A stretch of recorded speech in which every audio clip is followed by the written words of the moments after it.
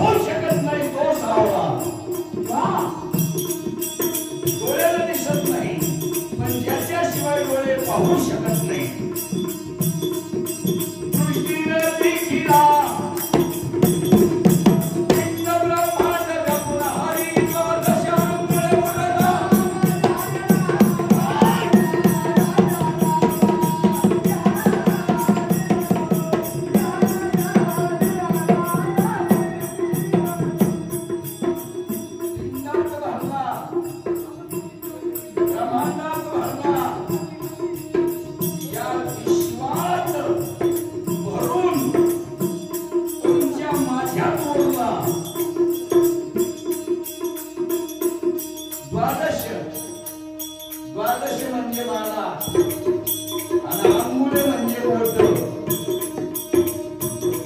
बारा बोट उरला आणि बारा बोट जो उरला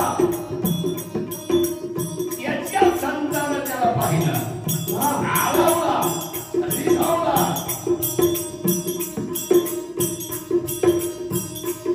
त्याला म्हणतात वेदवाणी सरली इंद्रिय एकाग्र जीवली शेवटी निर्शून्य ठेवली आणि त्याच्या जीवावर चंद्र सूर्यापर्यंत संतांची संजीवनी समाधी जशीच्या तशी तरली आणि म्हणून आत्मज्ञान गणपतबाबा पुन्हा गणपतबाबा सारखा भंग या जगात पुन्हा निर्माण होणार नाही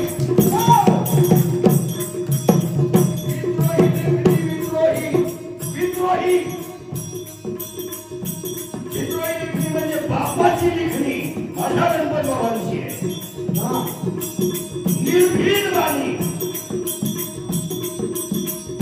जगात काही ज्ञानी नाही काय माऊली पत्नी मिळाली शांती ब्रह्म पत्नी मिळाली संत शिरोमणी पत्नी मिळाली आत्मज्ञानी ही पदवी या जगात फक्त माझ्या गणपतबाबाला मिळाली चित्त चैतन्याची मिठी चित्त चैतन्याची मिठी झाली भेटी स्वरूपाची झाली भेटी स्वरूपाची माणसाची माणसाची नाही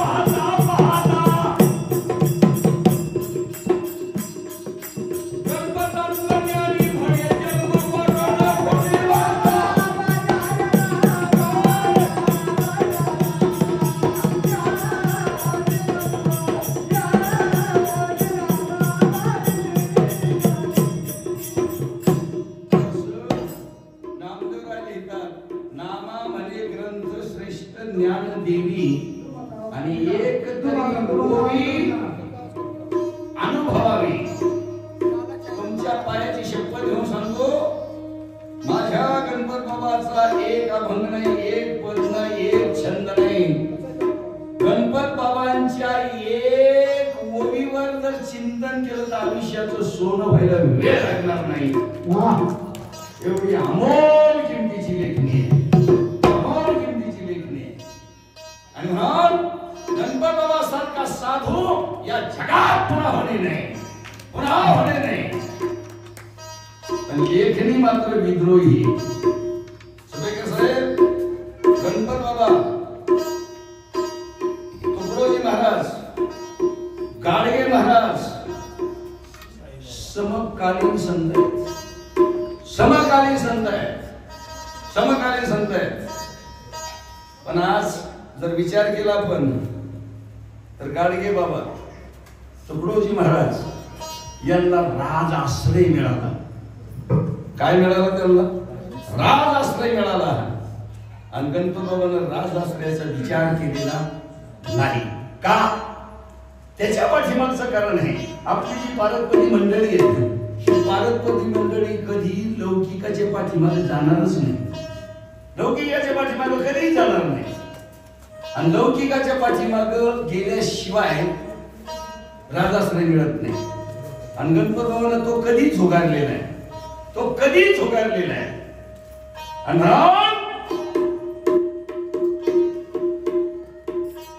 अण्णांनी सांगितलं, भाई तुम्हाला वेळेचं बंधन नाही, परंतु तुम्ही माझे संत सज्जन मायबाप आहात ना, माझ्याकडे नाकारमध्ये वगैरे मी तुमचा दास आहे, मी तुमच्या चरणाचा राज आहे, तुमच्या सेवकाचा सेवक आहे आणि तुमच्या पायाखालची माती आहे.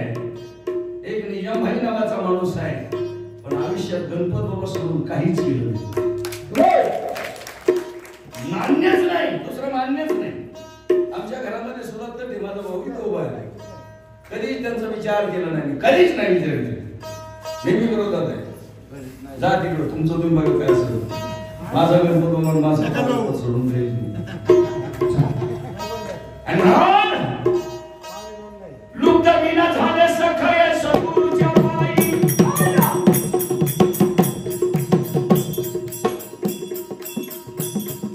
सद्गुरूच्या पायी पायी, सद्गुरूच्या पायी मजसी दासन माया.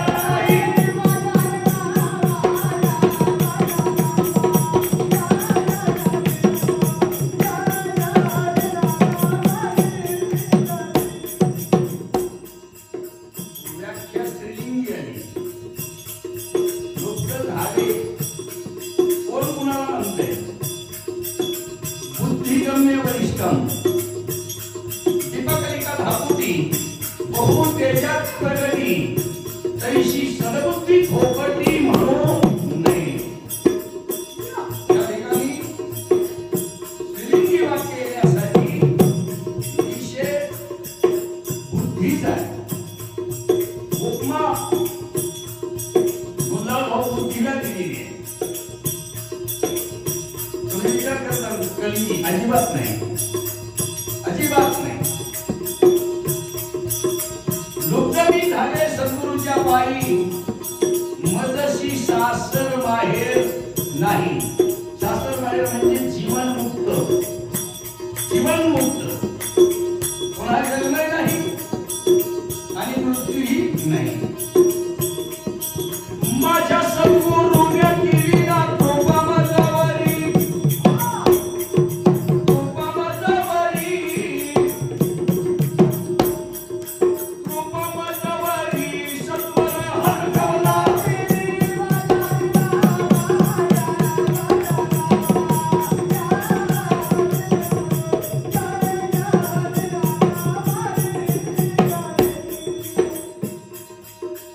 सद्गुरूची कृपा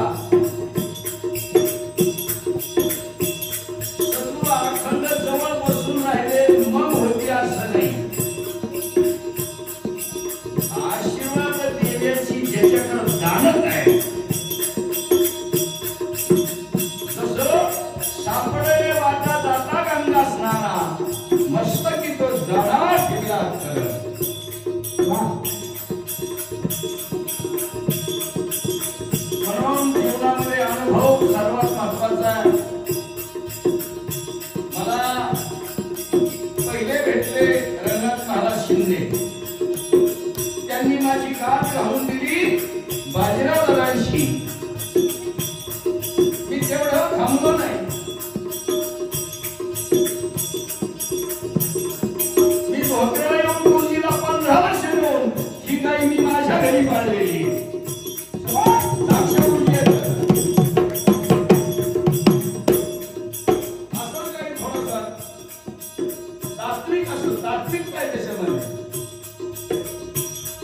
माझ्याविषयी त्यांना प्रेम आहे, त्यांच्याविषयी मला प्रेम आहे. गणपत बाबाच्या गादीवर सांगतोय. तुम्ही गुरुजींवर अनुभव घेतला असून सुपेकर साहेब, पण तुमच्यापेक्षा मी जास्त पेलेलो आहे.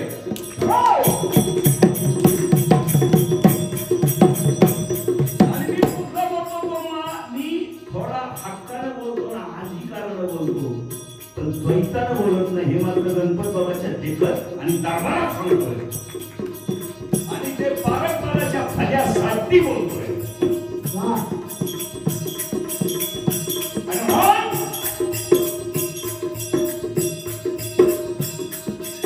माझ्या सद्गुरूनं केली ना कृपा माझ्यावरी, कृपा माझ्यावरी सत्वरा हात ठेवला.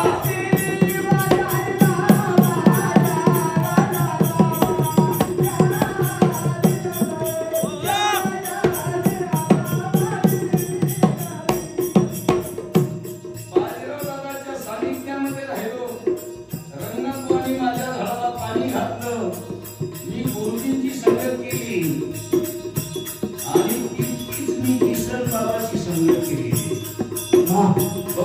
तुम्हाला किसन बाबा कमी माहीत असतील एवढे निजाम व्हायला माहिती आहे.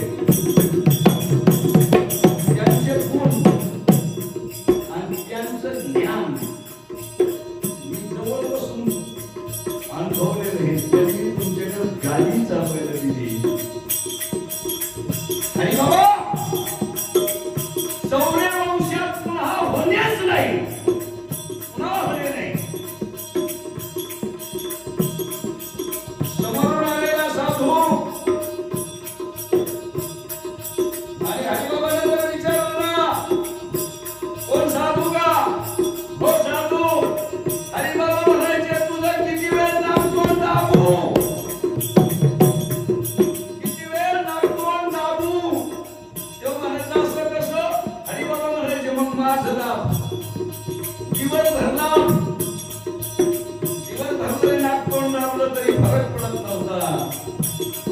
त्याला म्हणतात विजयी पुरुषाचे राज्य.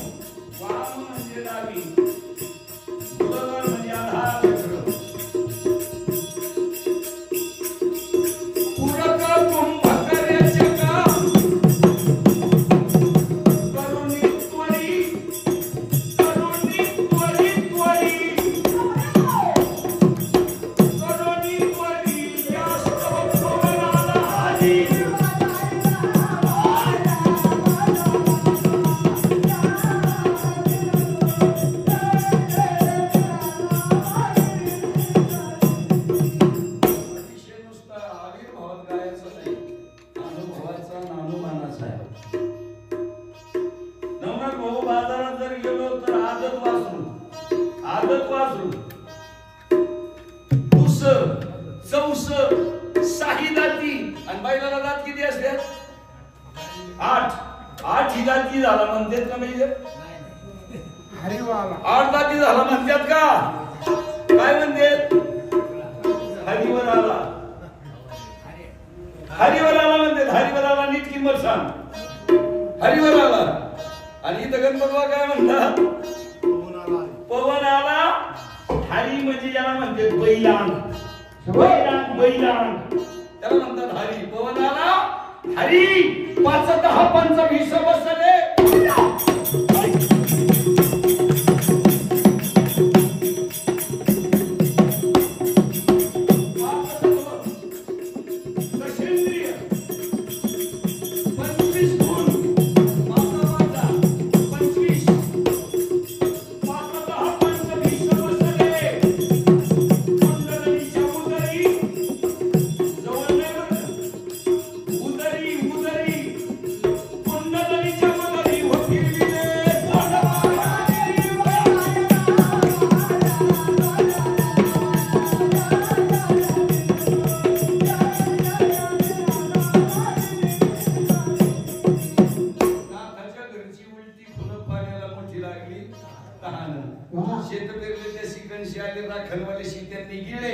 मडके खाऊन भात टाकला बकऱ्या पुढे देव कापला श्रीधर स्वामी म्हणे मार्ग आहे उलटा जाणे तो गुरुचा बेटा मार्ग उलटा आहे फिरविले तोंड माघारी मूळद्वारातून गेले सकाळे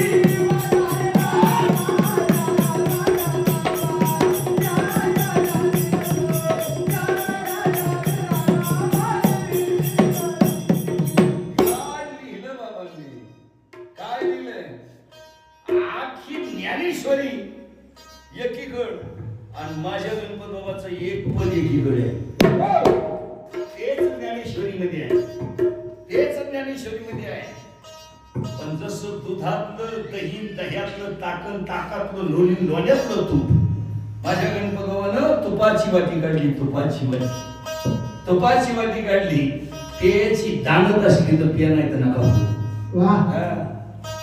उतरले 17वीत उतरले नाही म्हणलं वाक्याला लय मोठी किंमत आहे तिरी म्हणजे कडला तिरी म्हणजे नदीच्या कडला त्रिवेणी संगम पाणी उडत नाही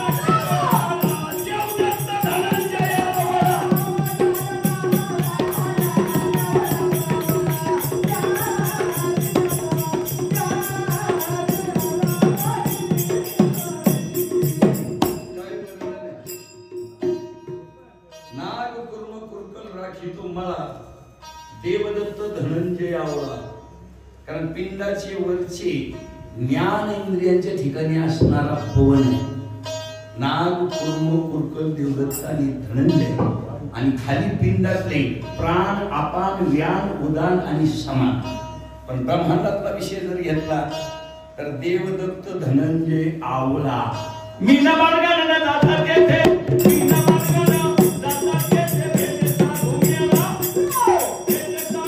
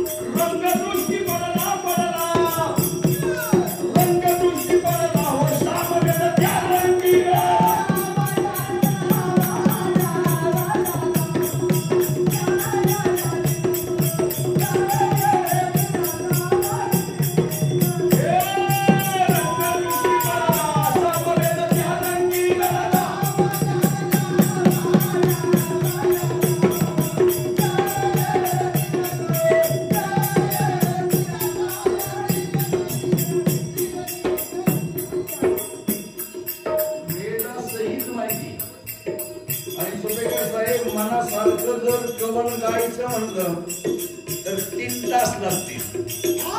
थोडं गायलेवानी वाटत. तुम्ही काय अज्ञानी नाही. फक्त तुमची सेवा बाबांच्या दरबारात आहे.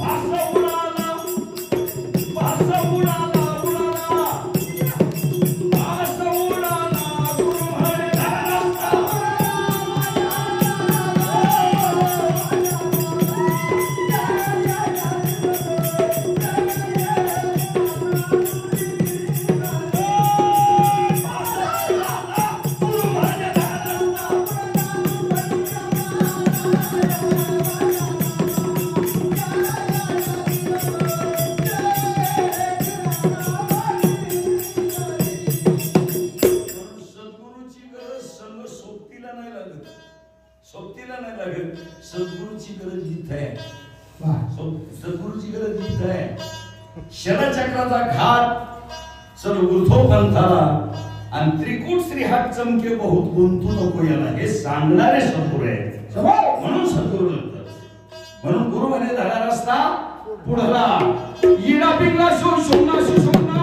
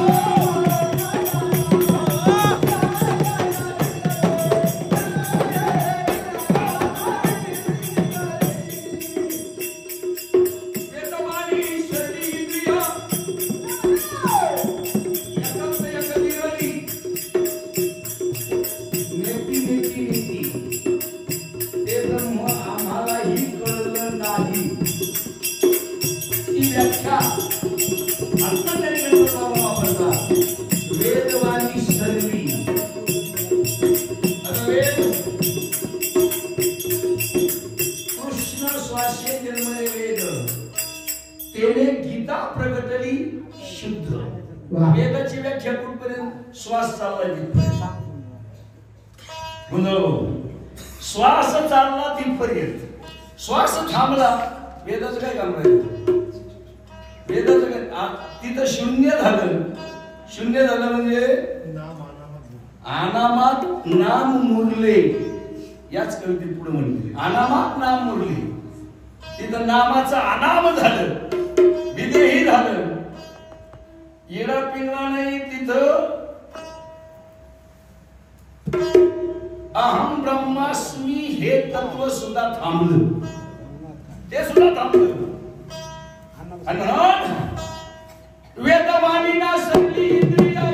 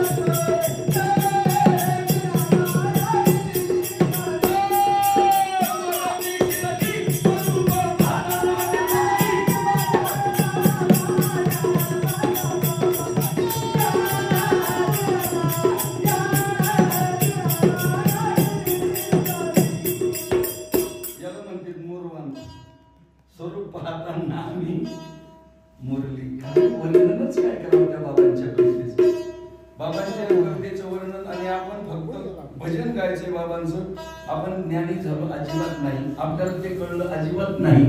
पण तुमच्या पायाची शपथ घेऊन सांगतो, या कलियुगामध्ये गणपत बाबांची वाणी आपल्या मुखातून जावा, आपल्या कानानं ऐकावा, याच्यासारखं भजन या जगात दुसरं कोणतं हेच पुण्य. त्यांनी लिहिलं, आपण वाचलं, गायलं, ऐकलं सुद्धा झाल्याशिवाय राहणार नाही. आणि या कलियुगात कोणी गणपत बाबा सारखा परत साधक होणे डोक्यातून काढून टाका. पण कमीत कमी मार्ग दावून गेले आधी दया निधी संत. सावता राजाची वाणी गणपत बाबांनी शाळेत जाऊन केली का? शाळेत जाऊन शिकलेत का? शाळेत जाऊन लिहिली का वाणी? सावता राजाची वाणी म्हणजे प्रत्यक्ष ईश्वराची वाणी गणपत बाबाच्या मुखातून तिला म्हणतात अभंगवाणी. आणि तो अभंग आपल्यासारख्या पामराच्या मुखातून जावा, हेच भजनाचं पुण्य, दुसरं कुठलंच पुण्य नाही. म्हणून भजन गाताना आत्मज्ञानी गणपत बाबांचं काव्य गाताना माझी विनंती आहे सर्वांना, पारंपरिक मंडळाला हात जोडून विनंती आहे, गणपत बाबाची कविता गाताना व्याकरण शुद्ध गा. सर्वात महत्वाची गोष्ट व्याकरण शुद्ध. टिंबानुसार सुद्धा बाजूला जाता जर गेला तर त्यांनी केलेल्या कवनाचा अर्थ आपल्याकडून दुसरीकडे गेला. म्हणून टिंबाला सुद्धा किंमत आहे, टिंबानुसाराला किंमत आहे. लय जबरदस्त वाणी आणि ती मुखातून जाणं हेच भजन आहे. आणि या कलियुगात आपण तरल्याशिवाय राहणार नाही. भले याच वेळेला तुम्ही योगी होता आणि सिद्ध होता अजिबात नाही, पण कमीत कमी इडा पिंगळा द्वारांनी जो राहील, भगवान सांगतात गीतेमध्ये अर्जुनाला, अर्जुना जो इडा पिंगळा द्वाराने जो राहील त्याला मी पुढं ब्रह्मकुळात जन्माला घालून त्याला मी माझा करून घेईन. आणि इडा पिंगळा शिशूंना तुम्हाला सांगतो 10 लाखाची पाकिटं भरा, कोणी उरला नाही सांगायला. इडा पिंगळा शिशूंना म्हणतात काय, मंत्रजेप म्हणतात काय, खरं नाम कोणतं आहे? या सगळ्या वाऱ्यावरती चाललेले, सगळ्या वाऱ्यावरती चाललेले. म्हणून तुम्हाला मला इडा पिंगळा म्हटलेले कलियुगातले आपण सर्वात भाग्याचे पुतळे आहोत. या दरबारात आपण आलेलो आहोत. वरती शिरली स्वरूप पाहता नामी नामी मुरली मुरली मुरली